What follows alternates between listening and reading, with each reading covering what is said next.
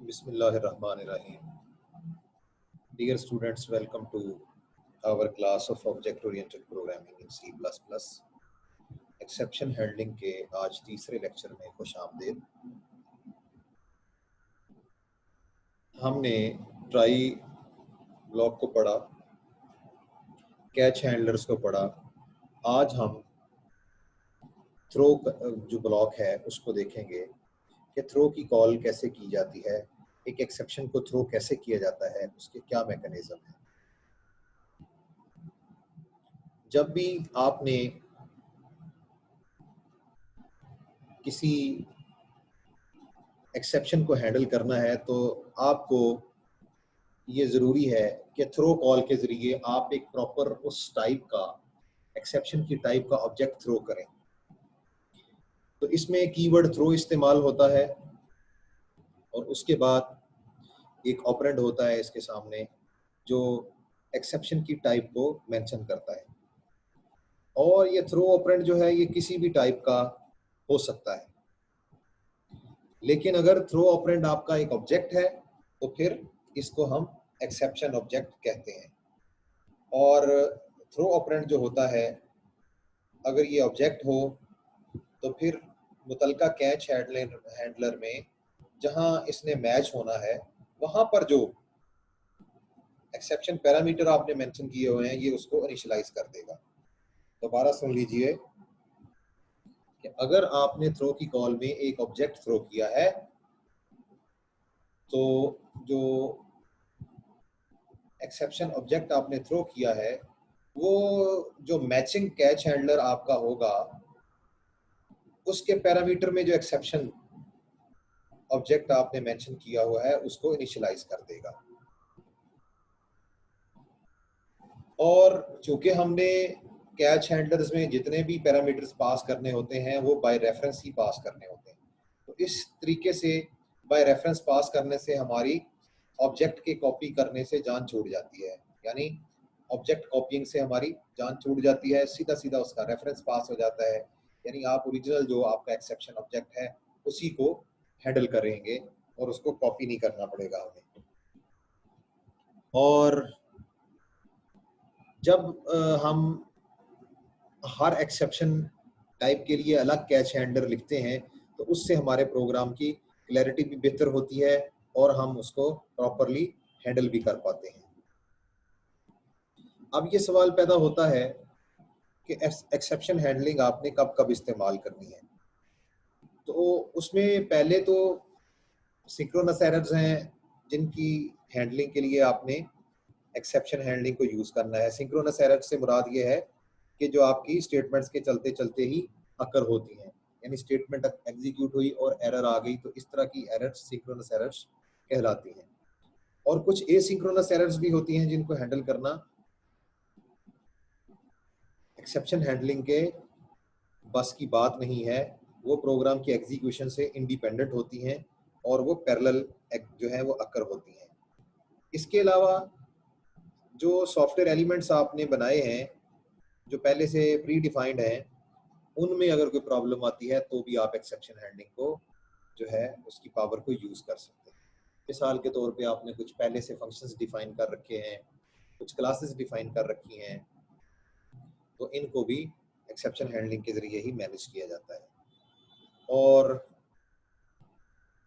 चूँकि जिस तरह की आप एप्लीकेशंस बना रहे होते हैं या ऐप बना रहे होते हैं, वो हर ऐप की अपनी अपनी कस्टमाइज बेस्ड नीड्स होती हैं, लिहाजा एरर हैंडलिंग या एक्सेप्शन हैंडलिंग जो है अकॉर्डिंग टू योर नीड्स, जो आपने अपनी ऐप के डेवलपमेंट में आपने रिक्वायरमेंट्स में आपने स्पेसिफाई की हुई हैं, उन्हीं को मद्देनज़र रखते हुए आपने एक्सेप्शन हैंडलिंग भी करनी होती है। और एक्सेप्शन हैंडलिंग जो होती है, जो हमारा रूटीन स्टफ होता है जैसे एंड ऑफ फाइल और नल स्ट्रिंग वगैरह की चेकिंग के लिए, ये हम नहीं करते।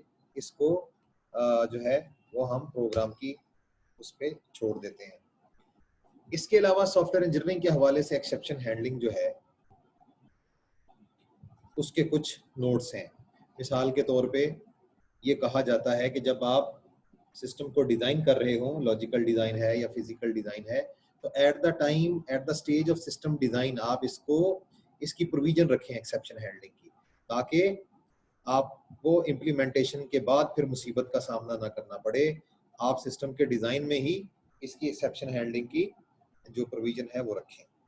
और ये चूँकि एक यूनिफॉर्म इसकी टेक्निक होती है ट्राई, कैच और थ्रो वगैरह की, लिहाजा ये आपके प्रोग्राम की अंडरस्टैंडेबिलिटी को भी बेहतर करता है और हर एरर हैंडलिंग कोड या एक्सेप्शन हैंडलिंग कोड अलग-अलग से आप उसमें उसको समझ भी सकते हैं। लेकिन ये बात याद रखें कि आप ये ना समझें कि ये जो हमारा एरर हैंडलिंग कोड है ये प्रोग्राम के फ्लो को कंट्रोल करने के लिए आप यूज़ कर सकते हैं, ठीक है? क्योंकि आपने तो सिर्फ एक्सेप्शंस को हैंडल करना है और बाकी काम जो है फ्लो को कंट्रोल एक्सेप्शंस की सूरत में सिर्फ जो है वो आपके कैच हैंडलर्स ने या थ्रो ब्लॉक वगैरह ने करना है। बाकी जो आपने प्रोग्राम का फ्लो कंट्रोल करना है वो आपने अपने प्रोग्राम की लॉजिक से करना है जिसके लिए आप प्रोग्राम लिख रहे हैं। इसके बाद किसी एक्सेप्शन को दोबारा थ्रो करने का क्या तरीका है? उसका तरीका ये है कि आप एक एम्प्टी थ्रो स्टेटमेंट जो है वो लिख दें। ये कब लिखते हैं आप? जब हमारे पास कोई भी कैच हैंडलर आपकी थ्रोन एक्सेप्शन को हैंडल करने में नाकाम रहा या फिर वो इसको सिर्फ पार्शियली हैंडल कर सका, फुल्ली हैंडल नहीं कर सका। जब इस तरह आपकी एम्प्टी स्टेटमेंट आपकी थ्रो की आ जाएगी तो ये आपकी वही जो एक्सेप्शन है वो रीथ्रो होगी। अब क्या होगा? अब जो नेक्स्ट ट्राई ब्लॉक होगा उसको अप्रोच किया जाएगा और उसके कैच हैंडलर से इसको मैच करने की कोशिश की जाएगी। इसके अलावा कुछ कॉमन प्रोग्रामिंग एरर्स होती हैं, जैसे आप कैच हैंडलर्स जो हैं उनके बाहर अगर एम्प्टी थ्रो स्टेटमेंट लिख दें तो वह सिंपली आपका जो टर्मिनेट फंक्शन है वो कॉल हो जाएगा और आपकी प्रोसेसिंग जो है वो अबंडन हो जाएगी और प्रोग्राम उसी वक्त बंद हो जाएगा। दोबारा सुन लें कि कभी भी आप जो खाली थ्रो स्टेटमेंट है उसको कैश हैंडलर्स के बाहर ना लिखें। जैसे ही आप थ्रो स्टेटमेंट कैश हैंडलर्स के बाहर लिखेंगे तो प्रोग्राम की प्रोसेसिंग वहीं पे रुक जाएगी और वो इमीडिएटली टर्मिनेट हो जाएगा।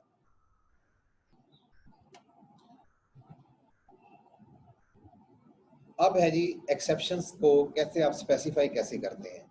क्योंकि मैंने आपको बताया कि ट्राई और कैच ब्लॉक में तो आपने देख लिया कि ट्राई ब्लॉक में तो वो स्टेटमेंट्स आ गई जहां एक्सेप्शन आने का चांस होता है और वो स्टेटमेंट्स भी आ गई जो आपने स्किप करवानी है। और कैच हैंडलर्स ने मुतलका टाइप की एक्सेप्शन को ही कैच करना है। लेकिन जब एक्सेप्शन थ्रो करवानी है तब उसका क्या मैकेनिज्म है वो आपके सामने है इस स्लाइड पर। देखें, आपने जब भी कोई फंक्शन लिखना है जिसके जरिए आप एक्सेप्शन उसको फंक्शन को ये पावर देना चाहते हैं कि वो एक्सेप्शंस को थ्रो करने के काबिल हो, तो आप उस फंक्शन की स्पेसिफिकेशन में जो है वो थ्रो का कीवर्ड यूज करेंगे और उसके थ्रो के कीवर्ड के अंदर पैरेंथेसिस के अंदर आप एक्सेप्शंस को जो है एक्सेप्शंस की टाइप बताएंगे कि ये फंक्शन किस किस्म की एक्सेप्शंस को थ्रो करने के काबिल है, ठीक है? तो जब आपने फंक्शन कोई भी स्पेसिफाई करना है उसका हेडर लिखना है। जैसे ये एग्जांपल में देखें, एक इंटीजर टाइप का फंक्शन है जिसका नाम है सम फंक्शन और इसके आगे एक ही पैरामीटर है डबल और वैल्यू। उसके बाद आगे मजीद थ्रो का कीवर्ड है। थ्रो के कीवर्ड के अंदर फिर पैरेंथेसिस के अंदर उसके अपने पैरामीटर्स हैं, exception A comma exception B comma exception C and so on and so forth. आप तमाम टाइप्स ऑफ एक्सेप्शंस को कॉमा से सेपरेट कर सकते हैं और फिर यह आपकी जब भी ये फंक्शन जो है ये एक्सेप्शन को थ्रो करेगा तो यहाँ जो आपने जितनी टाइप के एक्सेप्शंस जो हैं वो स्पेसिफाई की हैं सिर्फ उसी टाइप के एक्सेप्शंस को थ्रो करने की इजाज़त होगी। उसके अलावा कोई भी आप एक्सेप्शन थ्रो नहीं कर सकते। लिहाजा ये जो आप देख रहे हैं स्लाइड में, हमारे पास इंट सम फंक्शन ये एक्सेप्शन ए, एक्सेप्शन बी और एक्सेप्शन सी को थ्रो कर सकता है, लेकिन ये ऑप्शनल होता है, ठीक है जी। उसके बाद चूंकि हमने फंक्शन को लिखते वक्त वहां पे स्पेसिफाई करना है कि किस किस्म की जो है ये एक्सेप्शन थ्रो करेगा, तो क्या होगा कि जब हमने एक्सेप्शन को थ्रो करना है तो फिर वही टाइप आप मेंशन करेंगे जो उसकी स्पेसिफिकेशन में मेंशन की गई है। लेकिन अगर गलती से आप कोई ऐसी एक्सेप्शन थ्रो कर देते हैं जो कि स्पेसिफाइड नहीं है उसकी स्पेसिफिकेशन में, तो फिर अनएक्सपेक्टेड का फंक्शन कॉल होगा और आपका प्रोग्राम टर्मिनेट हो जाएगा। फिर अगर आप सिरे से एक्सेप्शन स्पेसिफिकेशन ही नहीं करते, तो फिर इसका ये मतलब मैंने शुरू में आपको बता दिया इस स्लाइड से पिछली स्लाइड के आखिर पे कि ये ऑप्शनल होता है थ्रो का कीवर्ड, ठीक है। अगर ऑप्शनल है तो फिर इसका मकसद क्या है?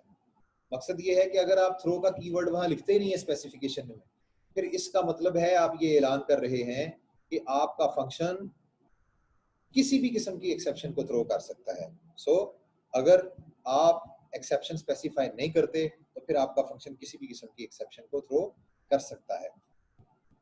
और अगर आप वहां पे थ्रो का कीवर्ड लिख देते हैं और उसके बाद उसकी पैरेंथेसिस लिस्ट को खाली रखते हैं, यानी एम्प्टी रखते हैं स्पेसिफिकेशन लिस्ट को, तो फिर इसका ये मतलब होता है कि आपका फंक्शन कोई भी एक्सेप्शन थ्रो नहीं कर सकता। It can not throw any exception. यानी इसमें 3 तरीके हैं, दोबारा सुन लें।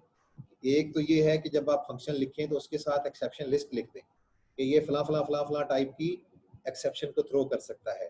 दूसरा तरीका ये है कि कोई एक्सेप्शन लिस्ट ना लिखें, उससे ये हो जाएगा कि आपका फंक्शन तमाम किस्म की जो है वो एक्सेप्शंस को थ्रो कर सकेगा।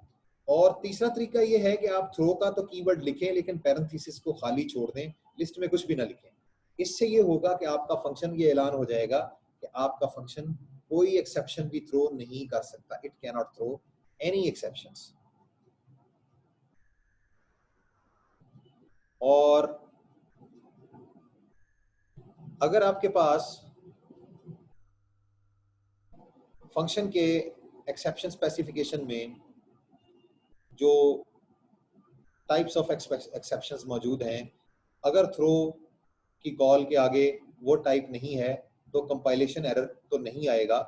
सिर्फ रन टाइम पे जब वो एरर थ्रो होगी, सॉरी एक्सेप्शन थ्रो होगी, तो ही अनएक्सपेक्टेड का फंक्शन कॉल होके प्रोग्राम टर्मिनेट हो जाएगा। लिहाजा इसको आप लॉजिकल एरर समझिए और इसका खुद से ख्याल रखना है कि अगर आपने स्पेसिफिकेशन दी है तो फिर उसी स्पेसिफिकेशन में से आप जो है एक्सेप्शन को थ्रो करवाइए। और एग्जीक्यूशन टाइम पे अगर आप सरप्राइजेस से बचना चाहते हैं तो अपने कोड को केयरफुली चेक कीजिए और देखिए कि आपका फंक्शन जो है वो कोई ऐसी एक्सेप्शन ना थ्रो करे जो कि उसकी एक्सेप्शन स्पेसिफिकेशन लिस्ट में शामिल नहीं है। तो डियर स्टूडेंट्स, एक्सेप्शन हैंडलिंग से आज के लिए इतना ही। इंशाल्लाह नेक्स्ट हम यहीं से आगे एक्सेप्शन हैंडलिंग को कंटिन्यू करेंगे। तब तक के लिए अल्लाह हाफिज़।